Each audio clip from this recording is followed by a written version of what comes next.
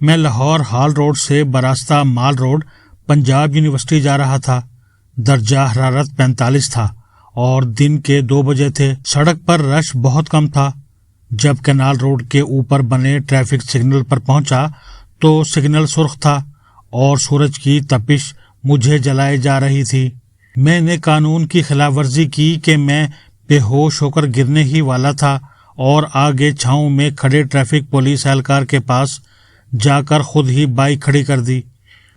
اس نے مجھے نہیں روکا تھا۔ میں نے اس کے پاس چھاؤں میں کھڑے ہو کر کہا، بھائی میں نے ابھی ٹریفک سگنل توڑا ہے، میرے پاس بائک کے کاغذات بھی نہیں، اگلی نمبر پلیٹ بھی نہیں ہے اور پچھلی نمبر پلیٹ غیر نمونہ ہے، میری سپیڈ بھی آتے ہوئے حد رفتار سے زیادہ تھی،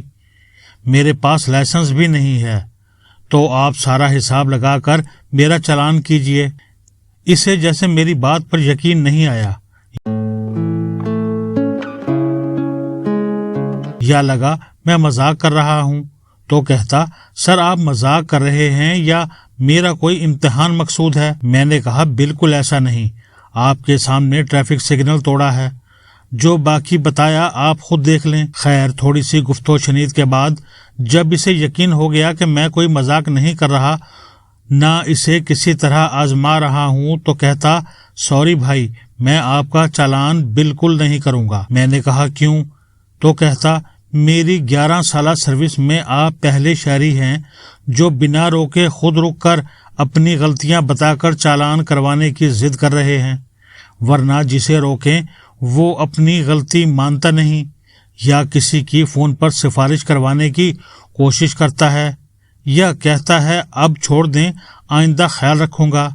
لہٰذا کچھ بھی ہو جائے میں آپ کا چالان نہیں کروں گا۔ خیر اس نے میرا چالان نہیں کیا اور کہتا، کچھ دیر ادھر بیٹھ جائیں، ابھی دھوپ بہت ہے، اور پھر ادھر بیٹھے ہی ایک دم میری آنکھوں سے پانی کا ایک سونامی چھلک آیا، جیسے جسم میں جان ہی نہیں۔ مجھے اس وقت خیال یہ آیا تھا کہ میں نے اپنی گزشتہ عمر میں ایک بار بھی اس طرح مالک ارض و سما کے سامنے تو خود کو دل سے سرنڈر نہیں کیا، اس کے حضور وہ گناہ تو نہیں گنوائے جو میں شب و روز چھپ کر یا اعلانیہ کرتا ہوں، اسے تو آج تک نہیں کہا کہ میرے مالک میں آج آپ کے سامنے آ گیا ہوں اور اقرار کرتا ہوں میری تنہائی پاک نہیں، یا جیسا میں لوگوں کو دکھتا ہوں میں تو ویسا نہیں ہوں، میں نے اکثر نماز بھی نہیں پڑھی، زنا کیا، جوا کھیلا، زکوٰۃ نہ دی، رشتہ داروں کا حق کھایا، اپنے ماتحتوں پر ظلم کیا، مزدور کو پوری اجرت نہ دی،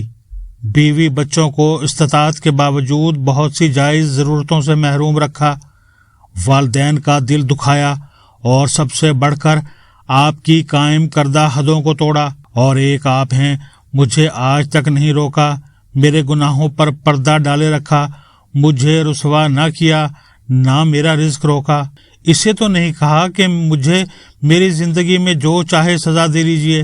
اور آپ کے بارے میں تو جو سنا یا پڑھا ہے وہ یہی ہے کہ آپ کی رحمت آپ کے غصے پر حاوی ہے۔ تو میرے مالک، آپ کے ایک غلام کا بچہ غلام ابن غلام اپنی سرکشی سے توبہ کرتا ہے اور آج سے آپ کے حکموں پر سر بسجود ہونے کی پوری کوشش کرے گا، میرے سفر میں اب کبھی میرا ہاتھ نہ چھوڑیے گا، مجھے معاف فرما دیجیے نا۔ تو بھلا وہ خدا جو اپنے بندے سے 70 ماؤں سے بھی زیادہ پیار کرتا ہے وہ معاف نہیں کرے گا؟ وہ ضرور تمام گناہ معاف فرما دے گا، اور اسی وقت فرشتوں کو حکم کرے گا اس کے سب گناہ مٹا دو، اور جو معاملات حقوق العباد کے ہیں ان بندوں کے بھی دل اپنے اس گناہ گار بندے کے لیے نرم کر دے گا، اور کہے گا جا میرے بندوں سے بھی معافی مانگ لے، میں تمہیں دنیا و آخرت میں کوئی سزا نہیں دوں گا۔ اللہ کی کچھ صفات اس کے بندوں میں بھی ہیں، شاید اللہ کی معاف کرنے والی صفت ہی اس بندہ مومن پولیس اہلکار پر بھی غالب آ گئی۔ تو آئیے زندگی کے اس آخری چالان جسے دنیا موت یا ڈیتھ کے نام سے جانتی ہے کہ کٹ جانے سے پہلے ہی خود کو اس خدائے واحد و یکتا کے سامنے پیش کر دیں، برسوں سے گناہوں کی شاہراہ پر چلتے قدم خود روک لیں کہ جب اس کے بھیجے ہوئے اہلکار حضرت اسرائیل علیہ السلام نے ہمیں روک کر ہمارا آخری چالان کر دیا اور ہمیں خدا کے سامنے پیش کر دیا تو ہماری معافی، منتیں اور سفارشیں کسی کام نہ آئیں گی۔ پھر عدل ہوگا، وہ چاہے تو جسے معاف کرے، چاہے تو جسے مرضی جہنم کی گہری کھائیوں میں پھینک دے۔ آج موقع ہے اس کی رحمت کو جوش دلا کر اس سے دوستی کرنے کا، جو کسی بھی وقت چھن جائے گا اور ہاتھ کچھ نہ آئے گا۔